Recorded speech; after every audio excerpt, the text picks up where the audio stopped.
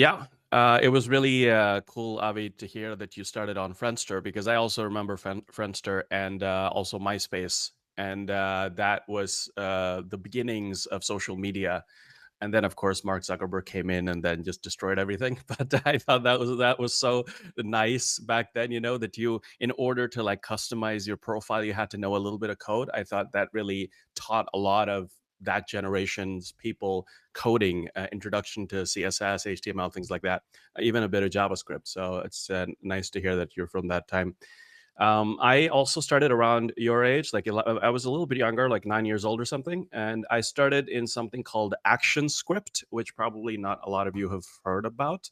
I'd be surprised if a lot of people know here, but there used to be something called Flash back in the day, and then it got replaced by JavaScript. But Flash was really interesting because you could kind of do anything in it. So you had like one program that one company owned, and you could download it, and you can make movies in it, animation films, and websites, and games, and all sorts of things. And so it was a really interesting creative tool.